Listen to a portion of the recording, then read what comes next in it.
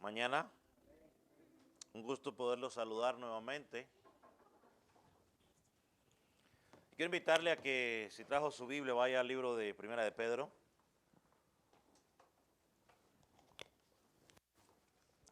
Esta semana comenzaremos a predicar sobre el libro de Primera de Pedro de una forma expositiva, versículo por versículo, donde la atención va a estar centrada en el texto y no va a estar centrada en temas al azar contemporáneos.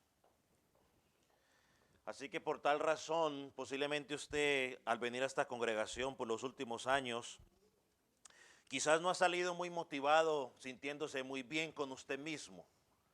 Pero la idea no es de que usted venga a la iglesia a salir motivado a sentirse bien con usted mismo, sino que el texto confronte su vida y que usted salga más bien confrontado por la palabra a examinar su vida, si hay pecado que se arrepienta, si no es salvo que pueda llegar a la salvación. Así que ese es el objetivo. Por obvias razones, pues no vamos a leer, no vamos a hacer lo que hemos hecho en los últimos sermones, de leer toda la epístola, porque serían 5 capítulos. Ya los miércoles tuvimos la oportunidad de leerlo, de leer esta epístola de Primera de Pedro. Creo que fue de mucha bendición. Ahora vamos a empezar a predicar de ella. Hoy solamente vamos a leer un solo versículo. Vamos a leer nomás un solo versículo. ¿Lo tiene Primera de Pedro? ¿Qué dice? Primera de Pedro, aquí dice: Pedro, apóstol de Jesucristo, a los expatriados de la dispersión en el Ponto, Galacia, Capadocia, Asia y Bitinia. Amén. Puede tomar asiento. Hoy vamos a tratar de dar una introducción al tema o a la epístola.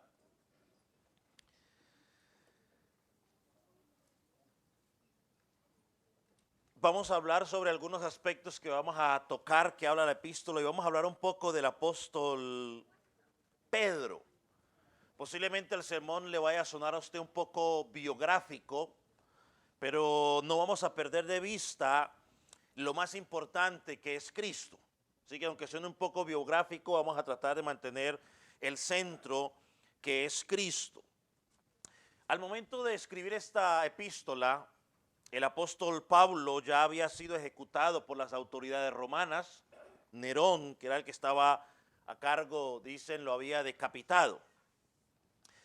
Durante ese tiempo el apóstol Pedro, llega a Roma para tratar de animar a los creyentes por la situación que estaban pasando. Ellos estaban en medio de una persecución. Y déjeme decirle algo interesante para que usted entienda por dónde vamos a ir moviendo en esta epístola. En el 64 después de Cristo, más o menos, la ciudad de Roma fue consumida por el fuego. Roma era una ciudad con las calles un poco estrechas, así que por tal motivo, cuando el fuego golpeó la ciudad, se esparció rápidamente y antes de que pudieran apagar el fuego, ya la ciudad había sido consumida. El pueblo romano culpó o empezaron a culpar a Nerón, que había causado el incendio. Esta gente estaba devastada totalmente porque toda la cultura había sido destruida. El templo de la luna, el gran altar, el templo de Júpiter, el santuario de Venus, todos los elementos religiosos de la vida de estas personas fueron totalmente destruidos. Todos los ídolos que ellos tenían en sus casitas, ¿no?, allá en sus altares, fueron destruidos.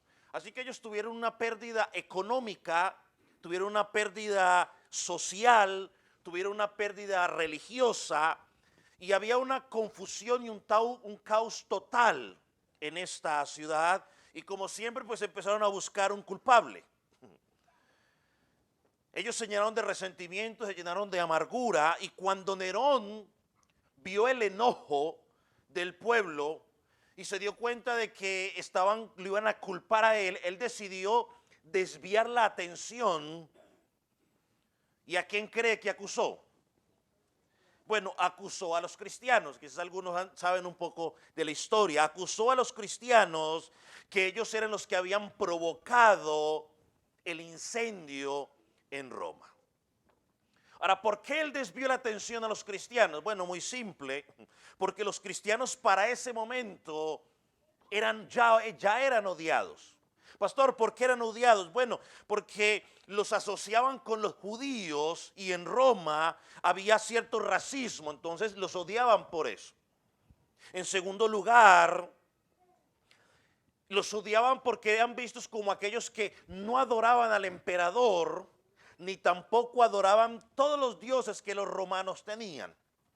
Y en tercer lugar, entre otros, los odiaban porque los cristianos enseñaban que un día ese mundo iba a ser destruido por el fuego.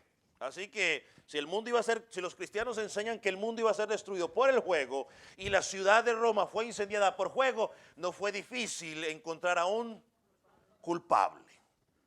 Entonces, a raíz de todas esas acusaciones, el abuso contra los cristianos que ya existía en ese momento empezó a incrementarse. O sea, Nerón empezó a perseguir la iglesia de una forma infernal, si usted me permite la expresión. El historiador Tácito dice que Nerón rociaba a los cristianos con brea, luego los prendía a fuego y los usaba como unas antorchas.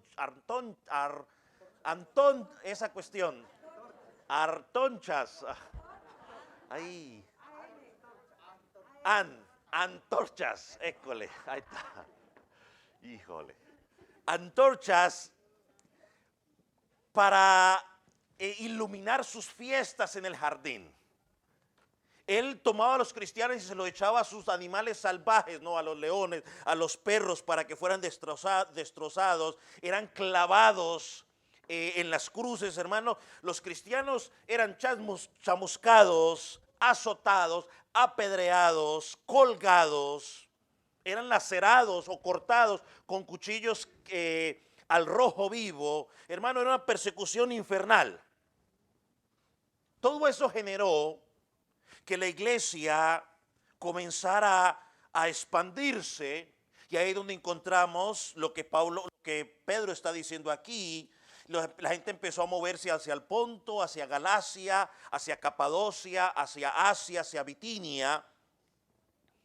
Y por eso Pablo los llama aquí en este versículo a los expatriados o forasteros. Hablemos un poco de ello. Esta carta fue dirigida a estos hermanos. Eran provincias del norte de Asia, lo que hoy se conoce como el norte de Turquía. Entonces estaba dirigida a cristianos tanto gentiles como judíos que habían huido bajo la persecución que estaban sufriendo por Nerón. Así que el Espíritu Santo usó a Pedro para escribir esta epístola, para motivar a los creyentes en esos momentos de persecución. Vaya por ejemplo al versículo 6 en el capítulo 1. Ellos sufrían severas persecuciones. Muchos de ellos hasta perdieron su vida. Bueno, de hecho, la historia dice que Pedro lo mataron y lo crucificaron cabeza abajo, dicen los historiadores. Primero lo que dice el versículo 6. Dice, en esto os alegráis mucho, aunque ahora por un poco de tiempo, si es necesario, habéis sido angustiados por diversas pruebas. Vea el capítulo 2, versículo 20 y 21. Creo que 20 y 21 lo tiene. Dice, pues, ¿qué gloria es si pecando sois abofeteados y lo soportáis? Mas si haciendo lo bueno sufrís y lo soportáis, esto ciertamente es aprobado delante de Dios. Versículo 21. Pues para esto fuisteis llamados, porque también Cristo padeció por nosotros, dejándonos ejemplo para que sigamos sus pisadas. Lo que Pedro le está diciendo a estos primeros oyentes, que eran perseguidos, que eran maltratados, que eran comida de animales salvajes, les está diciendo: mijos, hermanos, están sufriendo, sí, de la misma manera como Cristo sufrió. Así que sigan su ejemplo. Capítulo 3, versículo 13 y 15 al 15. Ahí adelantico.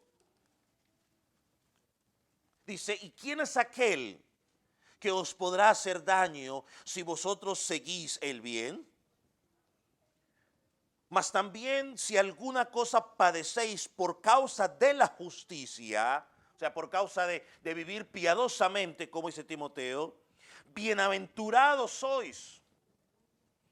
Pedro le está diciendo a una iglesia que está sufriendo, le está diciendo: hermanos, mire, ustedes están padeciendo por causa de Cristo, sean bienaventurados, sean felices.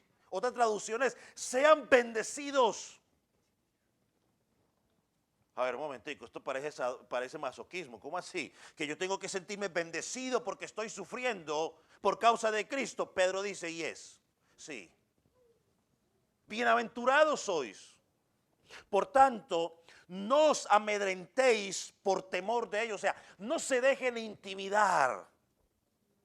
No se turben, sino santificad a Dios el Señor con vuestros corazones. Y añade algo más: no solo estén gozosos, no solamente santifiquen el nombre del Señor, estén siempre preparados para presentar defensa con mansedumbre y reverencia ante todo aquel que demande razón de la esperanza que hay en vosotros.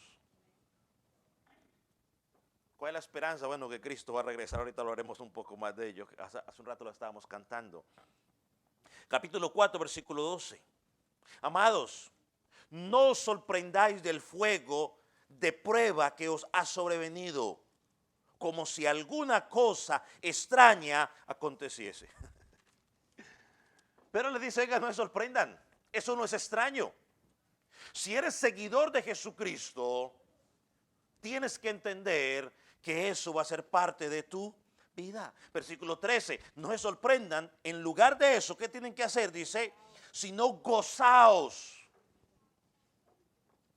por cuanto sois partícipes de los padecimientos de Cristo. Gozaos, para que también en la revelación de su gloria os gocéis con alegría. Perdóneme, hermano, pero ¿qué entiende usted por la revelación de su gloria? ¿Qué entiende? ¿Qué se le viene a su mente cuando dice ahí? Para que también en la revelación de su gloria os gocéis con alegría. ¿Cómo? Su segunda venida, cuando Él regrese. Capítulo 5, versículo 10, mira lo que dice. De hecho, eso es una alabanza que por allá en los 90 entonábamos, por lo menos en la congregación nosotros estábamos. Mas el Dios de toda gracia, que nos llamó a su gloria eterna en Cristo Jesús, después de que hayáis padecido un poco de tiempo, Él mismo os perfeccione, afirme, fortalezca y establezca. Y sigue la canción: a Él sea la gloria. Yo creo que es un himno, si no me falla la memoria. Entonces claramente podemos ver que por estos versículos que leímos, que los hermanos, estos hermanos, estaban sufriendo momentos difíciles. Y como lo dije al principio, sabemos por la historia, no por la escritura, sino por la historia, que el mismo apóstol Pedro también fue asesinado y crucificado por estos hombres. ¿Por qué? Por proclamar el evangelio de Jesucristo. Entonces el propósito de esta epístola es enseñar a los creyentes cómo pueden vivir una vida victoriosa en medio de las persecuciones sin desmayar. Es el propósito de esta epístola. ¿Cómo vivir en medio de la persecución sin dudar de mi fe, sin llenarme de amargura, porque tenemos la esperanza puesta en nuestro Salvador. O sea, ¿cómo puedo yo vivir de esa manera? Bueno, cuando dice el apóstol Pedro, cuando tienes puesta tu mirada en la esperanza, en el futuro. Cuando estás mirando el regreso de Jesucristo. Vamos a mirar lo que dice Pedro sobre ello, ¿no? Versículo 7 en Primera de Pedro. Volvamos a Primera de Pedro, o al primer capítulo, perdón. Miren lo que dice. Para que sometida vuestra prueba, mucho más preciosa, para que sometida a prueba vuestra fe, o sea, perdóneme que me meta ahí, no es solamente decir soy cristiano, ¿no? A veces nuestra fe es sometida a prueba, a ver si realmente eres cristiano.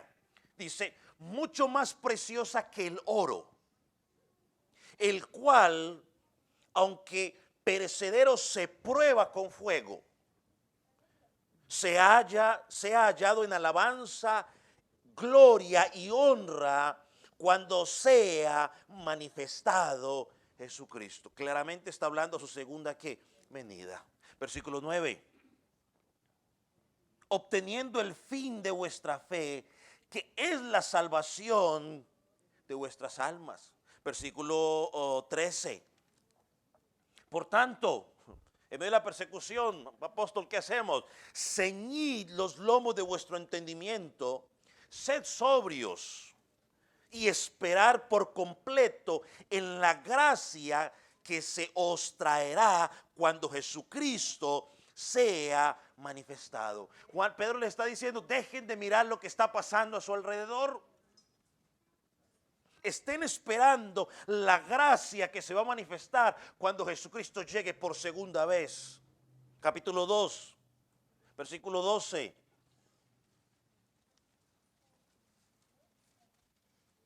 ¿Lo tiene? Dice, manteniendo buena vuestra manera de vivir entre los gentiles, para que en lo que murmuran de vosotros como de malhechores, glorifiquen a Dios en el día de la visitación al considerar vuestras buenas obras. Aunque los gentiles digan lo que digan, aunque los paganos digan lo que digan, dice, vivan de tal manera que ellos tengan que glorificar a Dios. Y más en el día de su visitación, capítulo 4, versículo 13. En medio de la persecución, ¿qué hacemos? Nos sentamos y nos ponemos a llorar. No. Dice, si no, gozaos, por cuanto sois partícipes de los padecimientos de Cristo, para que también en la revelación de su gloria os gocéis con alegría. Entonces claramente encontramos en esta epístola referencias a que el creyente va a sufrir. Ese cuento de que ven a Cristo y tus problemas se van a terminar es mentira. Llegas a Cristo, el creyente va a sufrir. Y cuando estamos y lo que Pedro nos está diciendo es que en momentos de sufrimiento, de dolor, debes mantener tu mente y tu corazón puestos en el regreso de Cristo. El creyente no anda llorando porque lo están persiguiendo. El creyente no anda quejándose porque están hablando mal de él. El creyente no anda amargado por nada de eso. El creyente en medio de todo ese dolor está mirando el día que Jesucristo regrese. No importa lo que venga en esta vida. Tenemos una promesa gloriosa de que todo el dolor terminará. Romanos capítulo 8, versículo 18. Pablo lo presenta de esta manera. Glorioso, él dice, tengo por cierto que las aflicciones de este mundo o de este tiempo presente no son comparadas con la gloria que ha de venir. No son comparadas. no son comparadas. Así que el creyente no sé, estoy tratando de asociar un ejemplo aquí rápidamente y yo creo que cabe dentro de esto. Quizás una forma de explicarlo en términos más fáciles, palpables, porque bueno, la gloria que va a venir, sí, Cristo va a venir, pero es cuando una mujer está en embarazo.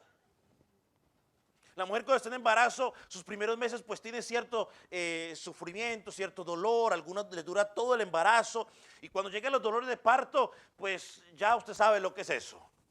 Oh, pero cuando esa mujer tiene ese bebé en las manos, se le olvidan todos sus 9 meses de vómitos, de malestares, todas las contracciones, aunque quizás está ahí, pero está tan contenta de tener ese bebé en sus manos que dice, me olvido de todo lo que está, valió la pena todo lo que sufrí por cargar estos bebecitos en la mano. ¿O me equivoco, madres? Bueno, solamente algunas cuantas que son madres, el resto no saben lo que es eso. Pues el día que sean madres lo entenderán.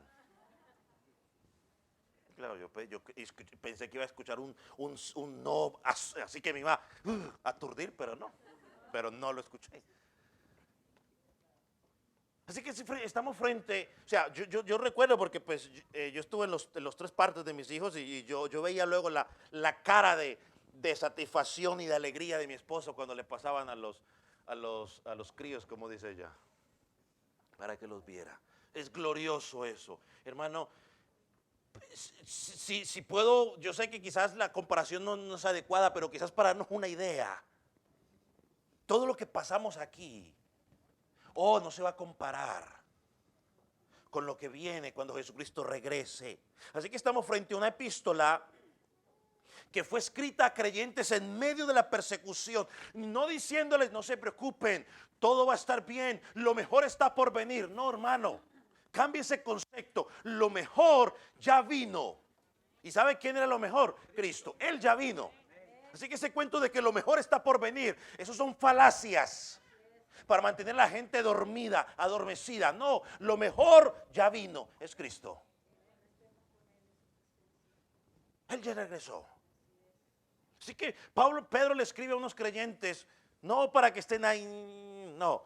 En medio de eso, la motivación es, mira a Cristo. Hebreo dice, puesto los ojos en el autor y en el consumador de la fe. Y cuando Él venga, todos los sufrimientos te van a terminar. Dijo alguien que podríamos resumir esta epístola de la siguiente manera. ¿Cómo vivir una vida victoriosa frente a la persecución, el sufrimiento y la dificultad? ¿Cómo vivir una vida victoriosa en medio del sufrimiento y la dificultad? Mira a Cristo. Y sabe que es relevante para nosotros el día de hoy esta epístola porque hoy estamos en medio del progresismo. Hoy estamos en medio del nuevo orden mundial, la nueva era y todo eso. Bueno, cada rato le cambian los nombres. Yo la conocía por nueva era, ahora le llaman el nuevo orden mundial. Pero todo eso que estamos viviendo, vamos caminando cada día a una persecución. La persecución de la iglesia se va a incrementar. Cuando la iglesia comienza a hablar en las redes sociales de XX y XY, that's it.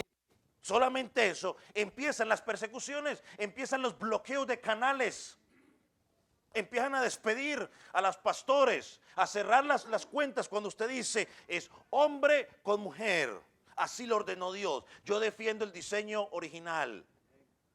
Empieza la persecución cuando usted dice no al aborto, no a la eutanasia y no a todo ese poco de cosas. Comienzan las persecuciones. ¿Qué vamos a hacer como iglesia? Mirar a Cristo. Y encontramos refugio en esta epístola.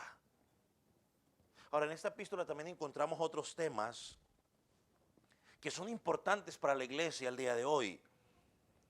Y yo creo que tengo la convicción que serán de mucha bendición para nuestra vida. Déjenme mencionar algunos de ellos. Vamos a estudiar el conocimiento previo de Dios.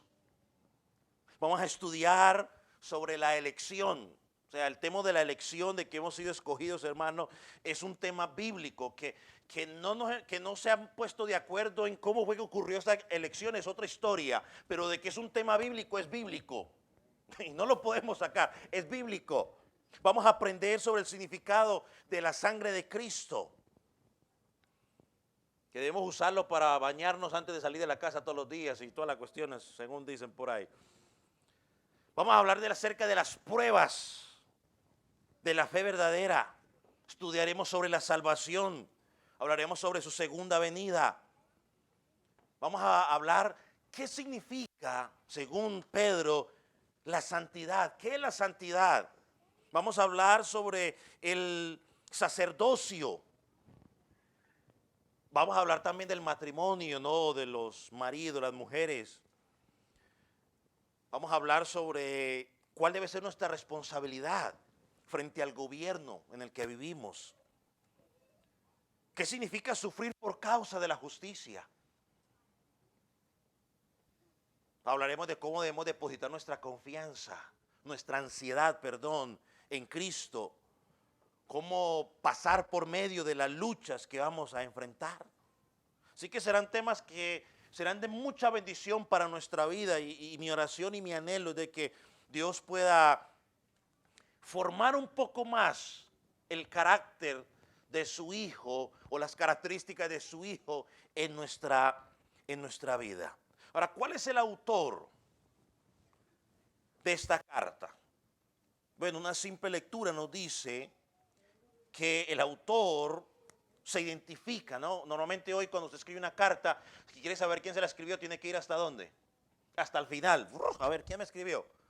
Hoy el autor se identifica desde el principio. Dice, se identifica aquí, Pedro, apóstol de Jesucristo. ¿Quién era Pedro? Ahora, normalmente nosotros conocemos más a Pablo y se escuchan más predicaciones sobre Pablo, quizás porque escribió más cartas que el apóstol Pedro. Pero el apóstol Pedro podemos decir que él era el líder de los 12 apóstoles. Cuando usted mira las 4 listas que se nos dan de los evangelios y en hechos sobre los apóstoles, Pedro siempre encabezaba la lista. ¿Quiénes eran los apóstoles?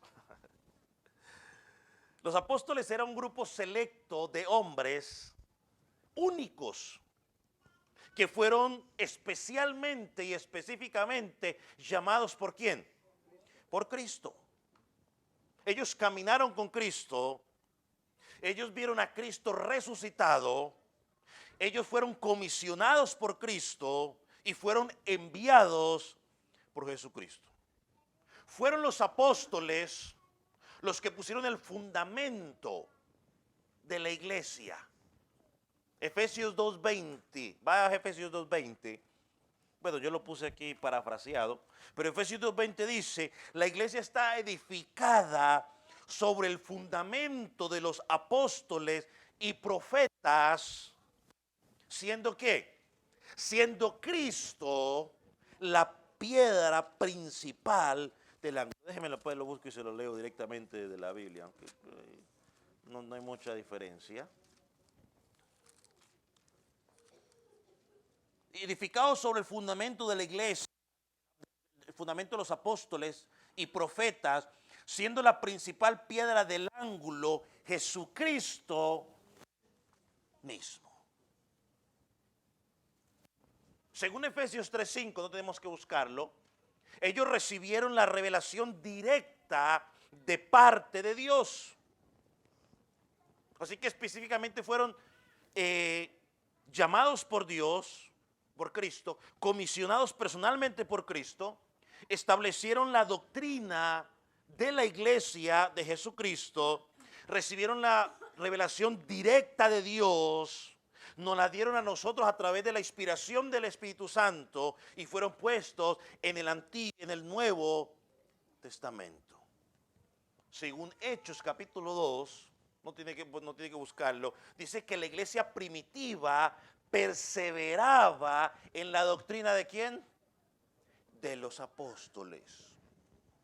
Nosotros debemos perseverar en la doctrina de los apóstoles. Debemos ser una iglesia apostólica, no porque pertenezcamos o estemos sometidos a algún apóstol moderno, sino porque seguimos las enseñanzas que establecieron los apóstoles en el Nuevo Testamento. A los apóstoles en Efesios 3:5 y Apocalipsis 18:20 se les llaman los santos apóstoles. Y los apóstoles verdaderos bíblicos, ¿no? Dice la Biblia en 2 Corintios 12, que confirmaban su mensaje por medio de señales, prodigios y milagros. Así que todas las señales y prodigios que usted ve en el Nuevo Testamento fueron dados para dar validez al mensaje de los apóstoles. Interesante que luego de Hechos, ¿qué pasa con los milagros? No los vuelve usted a ver. Que los milagros los hacían solamente los apóstoles. ¿Para qué? ¿Para hacer show? No. Para certificar que el mensaje que ellos estaban predicando era que bíblico, tenían el respaldo de Dios. Los apóstoles, según la Biblia, vaya a Apocalipsis 21:14, vamos a leerlo, porque no sé qué vamos a hacer con los modernos, pero no sé. Vamos a ver si este versículo nos da luz. Porque en la eternidad hay un lugar especial. Dice, ¿qué dice? Apocalipsis, ¿qué dije? 21:14. ¿Dónde estoy? ¿Dónde encuentro el 21? ¿Me lo quitaron? 21, tal 21, versículo 14. Aquí está, lo tengo. Ahí está. Y el muro... Dice, y el muro de la ciudad tenía 12 cimientos y sobre ellos los 12 nombres de los 12 apóstoles del Cordero. No sé dónde van a poner los modernos. No creo que en ningún lado, porque como... Así que estos hombres fueron únicos. Dios los llamó a través de Cristo para una tarea específica, para sentar las bases de la iglesia, y están sentadas en el Nuevo Testamento. Y aclaro por si las dudas, hoy en día no hay ningún ser humano que cumpla los requisitos para ser apóstol. Bíblicamente no lo hay. No hay nadie que cumpla esos requisitos, porque uno de ellos era haber visto a Cristo. Y pregunto, ¿quién de los que está aquí modernos ha visto a Cristo? Ninguno. Así que los apóstoles modernos que se han autollamado o que los hombres han llamado no tienen sustento bíblico. No lo hay. Ahora, Pedro,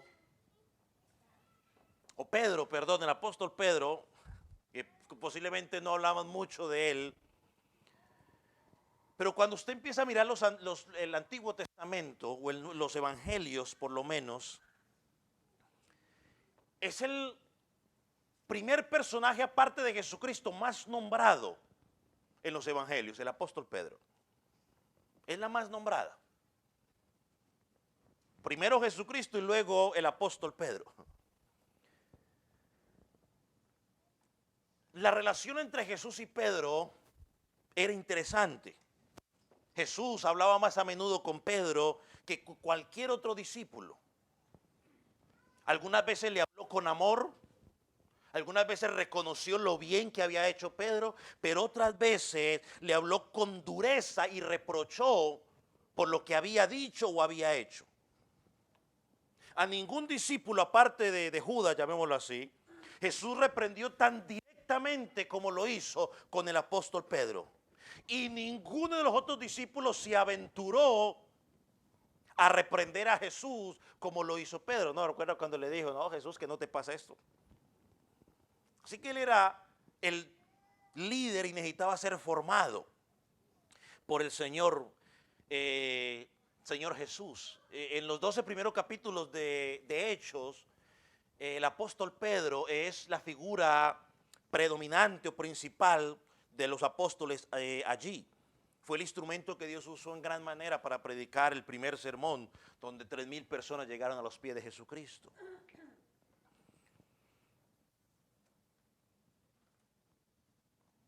Ahora, una de las cosas que podemos decir de Pedrito Es por ejemplo en Mateo 15, no tiene que buscarlo, en Mateo 15 fue Pedro el que pidió que Jesús le explicara la parábola. En Mateo 18 fue Pedro el que preguntó luego de hablar del perdón. Pedro preguntó a Jesús, ¿y cuántas veces debemos que perdonar? En Mateo 19 fue Pedro quien preguntó cuál sería la recompensa que recibirían ellos por haber dejado todo por causa de seguir a Jesucristo. En Marcos capítulo 11, versículo 21, fue Pedro quien pidió que se le explicara por qué la higuera se había secado. En Marcos capítulo 13, fue Pedro el que preguntó, Señor, explícanos lo que significa estas señales antes del fin. En Mateo 17, fue Pedro a quien los judíos le preguntaron si Jesús pagaba o no pagaba impuestos. En Lucas capítulo 18, vemos a Pedro que Pedro fue quien respondió cuando Jesús dijo, la multitud me aprieta. Pedro fue el que respondió. En Juan 21, vemos que fue Pedro el que interrogó a Jesús luego de haber sido resucitado. Siempre encontramos a Pedro haciendo preguntas. Siempre era el primero que salía a dar la cara. O sea, en él había un potencial. Pedro hacía que a veces las cosas pasaran, aunque a veces las hacía incorrectamente, pero hacía que pasaran. Y una de las cosas que encontramos en Pedro, que quiero compartir con ustedes el día de hoy, es que Dios le permitió a Pedro tener experiencias tremendas que formaron su vida. Y cuando hablo de experiencia no estoy hablando de que sentía escalofrío, ni nada de esas cosas. No estoy hablando de eso. Ya le voy a mirar. En Juan capítulo 6, una de las experiencias más gloriosas que tuvo el apóstol Pedro fue que recibió una tremenda revelación cuando la gente comenzó a recibir el mensaje de Jesucristo y la gente estaba como que Jesús, duras son las palabras. Y Jesús les dijo, pues mire, vea, si ustedes se quieren ir, pues váyanse también con ellos. Fue Pedro el que recibió la revelación. Y mire lo que Pedro dijo. Juan 6, 68 y 69. ¿Lo tiene? Búsquelo rápidamente. Juan capítulo 6, quiero que lo lea. Juan 6.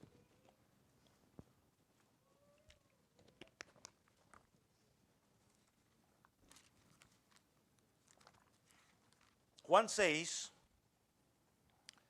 versículo 68, ¿lo tiene? Y respondió Pedro, Señor, ¿a quién iremos? O sea, Jesús nos está diciendo que nos podemos ir, pero Pedro dice, Jesús, o sea, ¿a dónde nos vamos a ir? Tú tienes palabras de vida eterna. Y mira lo que sigue diciendo, y nosotros hemos creído y conocemos que tú eres el Mesías, el Hijo del Dios viviente. Oh Cristo, ¿a dónde nos vamos a ir si estamos esperando el Mesías y nosotros, o sea, los 12 que estaban con él, ya entendimos que tú eres el Mesías? ¿A dónde quieres que nos vayamos? Hermano, tremenda revelación, ¿no cree? Tremenda experiencia.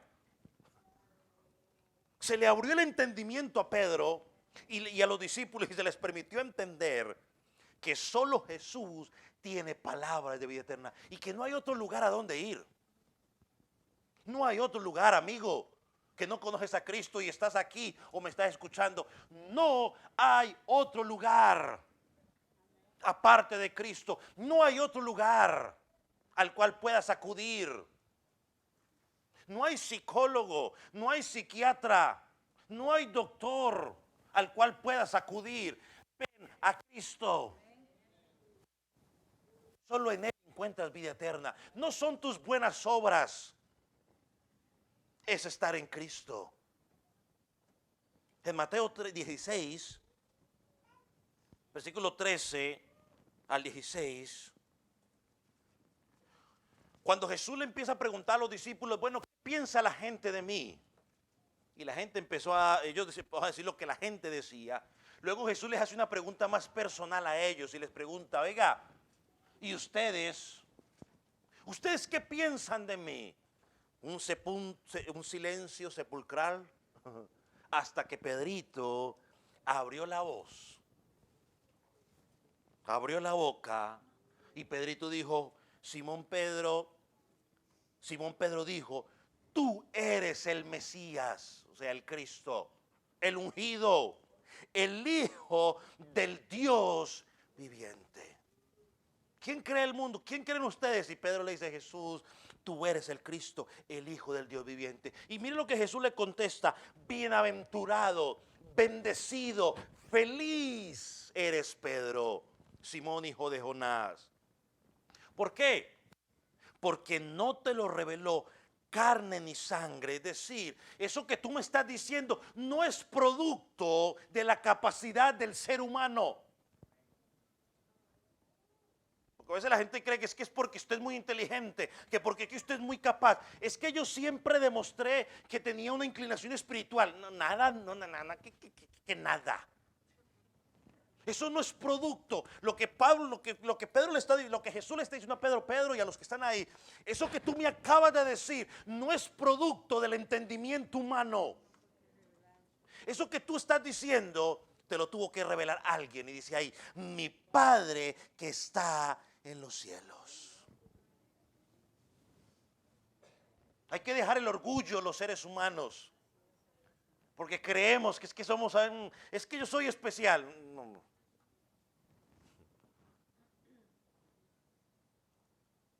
Ahora, en el mismo capítulo, allá en Mateo, ¿qué dije? 16, en el versículo 18, Jesús da una declaración aún más gloriosa, si usted quiere.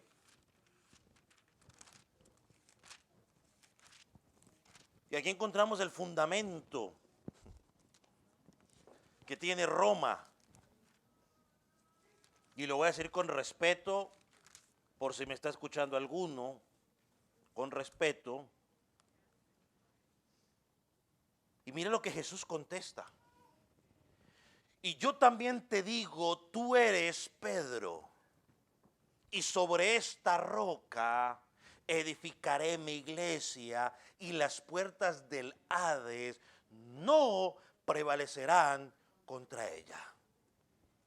O sea, aquí vemos que no solo Pedro tuvo una revelación gloriosa, una experiencia gloriosa de que su mente fuera abierta, su entendimiento fuera abierto y pudiera dar una declaración gloriosa de nuestro Señor, de nuestro Salvador Jesucristo, sino que el Señor Jesús reconoce que sobre esa revelación que Pedro recibió será fundada la iglesia. Yo sé, y de una vez lo digo con respeto, Roma enseña, o la Iglesia Católica enseña, que ese es el versículo donde fundamentan que Pedro es el que sostiene a la iglesia, el primer papa. No, no es sobre Pedro que la iglesia está fundamentada, es sobre la declaración de Pedro. ¿Cuál fue la declaración de Pedro? Tú eres el Cristo. Tú eres el Hijo del Dios viviente. La piedra angular de la iglesia no es su nombre, es Cristo. No tiene sentido. No concuerda con el contexto general de la escritura poner y decir que Pedro es el sostén de la iglesia. No, no hay sostén bíblico para ello. Pedro fue un tremendo hombre de Dios, un tremendo apóstol. Dios lo usó de una forma tremenda, pero pare de contar. Cristo es el fundamento y lo leímos en Efesios 2:20, ¿no? Edificado sobre el fundamento de los apóstoles, teniendo como piedra angular, ¿a quién? Cristo mismo. Y Pedro en su epístola lo reconoce y lo vamos a estudiar más adelante. Así que, con todo respeto, decir que Pedro es el fundamento de la iglesia o que Pedro es el primer papa de la iglesia no tiene cómo sostenerlo a lo largo en el contexto de toda la escritura. Ahora piense por un momento, razonemos por un momento, ¿cómo va Dios a poner como fundamento de su iglesia un hombre igual de pecador que usted y que yo? Pregunto yo.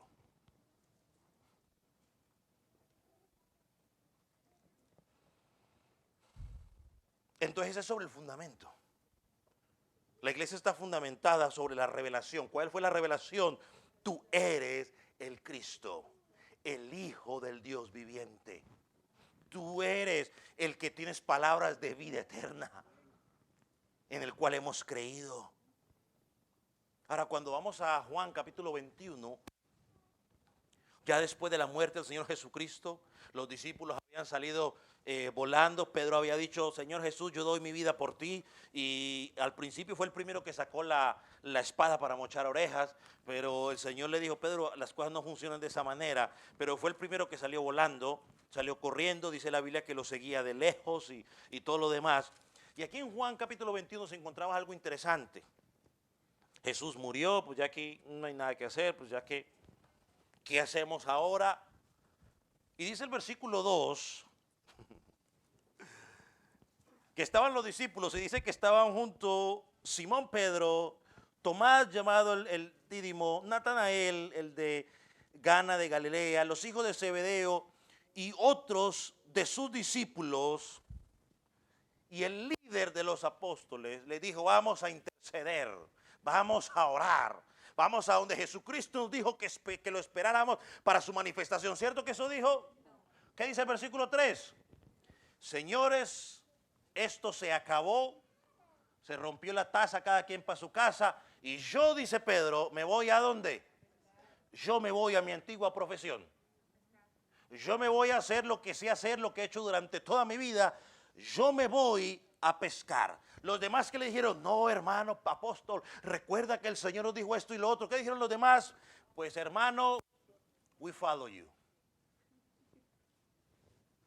We follow you. Nos vamos contigo, mijo, porque aquí no hay más nada que hacer. Dios les había dicho, Jesús les había dicho: no lo hagan, espérenme en la montaña. Pero Pedro, el líder de los apóstoles, lideró a los apóstoles ¿a dónde? A pescar, a su antigua profesión. Se subieron todos al bote o al barco. El bote para algunos es la cárcel, pero bueno, pues en el contexto me entienden, ¿no? Se subieron todos al barco, felices, se fueron a pescar. Y dice la Biblia en Juan que se la pasaron toda la noche. ¿Qué pasó? Ni fu ni fa. En una forma sobrenatural, Dios con su poder le dijo a los peces: prohibido acercarse a esta línea. A todos los peces los sacó de allí. Por esta noche no quiero a ningún pez cerca de ese bote. Todos los peces se fueron. El versículo 5 aparece Jesús en escena y le dice: hijitos, ¿tienen algo de comer? Y la respuesta es obvia: pues, Señor, toda la noche queremos pescar. Ahora, no. Ahora Jesús les pide que hagan algo interesante. Versículo 6, léalo conmigo. Y él les dijo: echad la red a la derecha de la barca y hallaréis. ¿Y cuál es la diferencia entre la derecha o la izquierda? Si va a caer y de todas maneras va a ir abajo. O sea, echarla a la derecha. Imagínate toda la noche frustrado por la pesca y no han pescado nada, y aparece otro decirle: bueno, haga tal cosa. Pues bueno, vamos a echarla. La echaron. Y dice el pasaje: entonces la echaron y ya no podían sacar por la cantidad de peces. Hermano, es en ese momento cuando el discípulo amado se le quita la venda de los ojos. Yo lo voy a usar esa palabra. Se le quita la venda de los ojos, le cae una revelación del cielo. Relacionó ese evento con otro que había pasado y le dice a Pedro: Pedro, es el Señor. Pedro, es el Señor. Dice el evento que Pedro se ciñó las camisas, se tiró al mar y salió volando. ¿Dónde estaba el Señor? Llegó allá, llegaron los apóstoles arrastrando las redes porque Pedro los dejó solos allá. Si importa, hagan lo que quieran con los peces, yo me voy por donde está el Señor. O sea, miren, interesante, o sea, hagan lo que quieran con los peces. Se fue. Llegó, dice la historia, el relato bíblico, que Jesús ya tenía prendida la cocina ahí lista con el pez. O sea, ellos no tenían peces, pero Jesús ya tenía el pez ahí. sobrenatural. Y empieza el proceso de restauración de Pedro. 3 veces le pregunta: Pedro, ¿me amas? Oh Señor, tú sabes que te amo. Pedro, ¿me amas? Oh Señor, tú sabes que te amo. La tercera vez: Pedro, ¿me amas? Oh Señor, tú lo sabes todo. Tú sabes que te amo. Y Jesús le recuerda el llamado a Pedro. Le dice: Pedro, apacienta mis ovejas, mis corderos. En otras palabras, Pedro, mantente alejado de los peces. Pedro, yo no te llamé para pescar peces. Pedro, yo te llamé para que pesques hombres, para que formes hombres para mi gloria. Yo te llamé para que pusieras fundamentos para la iglesia que ha de venir. Pedro, salte de los peces. Hoy nos encontramos al final de Pedro, o en la primera epístola de Pedro, final ya casi de su vida. Y podemos decir que Pedro entendió el mensaje y llegó a ser uno de los grandes líderes, figuras llamativas en los primeros 12 capítulos de Hechos. Fue él que se motivó, que movió para que empezaran a buscar un reemplazo para Judas. Fue él el portavoz en el Pentecostés. Fue él cuando predicó ese primer sermón en el Pentecostés. Fue Pedro en compañía de Juan donde hubo la sanidad del cojo, allá en Hechos capítulo 3. Fue Pedro el que desafió al Sanedrín cuando le dijeron que no podían predicar. ¿Esta vez salió corriendo? No, esta vez se paró frente a ellos y le dijo: un momentico, me es necesario obedecer a Dios antes que a los hombres. Ya un Pedro diferente. Años atrás salió corriendo cuando lo amenazaron. Cuando le dijeron: tú estás con Cristo, hasta el vocabulario cambió. Ahora dijo: hagan lo que quieran, pero a mí me es necesario predicar a Dios y obedecer a Dios antes que a los hombres. Fue el primero el que tuvo que enfrentarse con un mercader de la fe. Usted ya sabe lo que es un mercader de la fe para mí. Simón el mago, ¿no? Simón el mago creyó que se podía comprar el Espíritu Santo con dinero y empezó a ofrecer dinero a los apóstoles. Y fue Pedro el que lo confrontó. Fue Pedro el que confrontó la hipocresía de Ananías y Zafira cuando mintieron sin necesidad.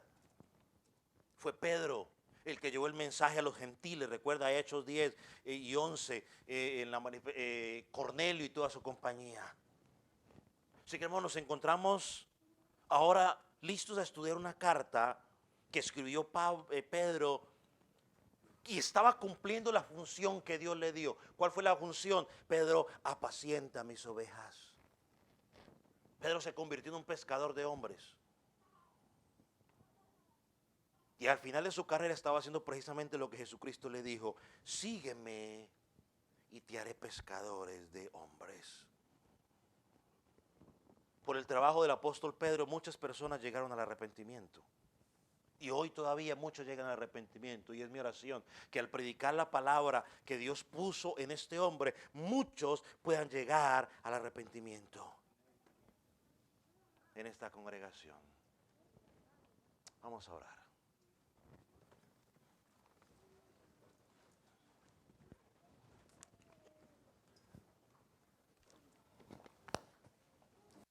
Como siempre le recomiendo, antes de orar, ahora que vamos a empezar a estudiar esta epístola, yo lo motivo a que la lea una vez más en su tiempo personal.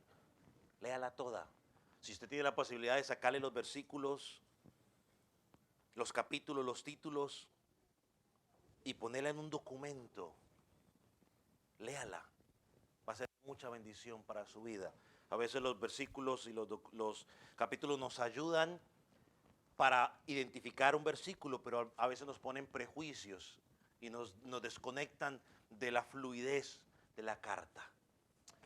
Padre, en esta mañana te damos gracias por la vida del apóstol Pedro, por lo que tú le revelaste para que dejara escrita.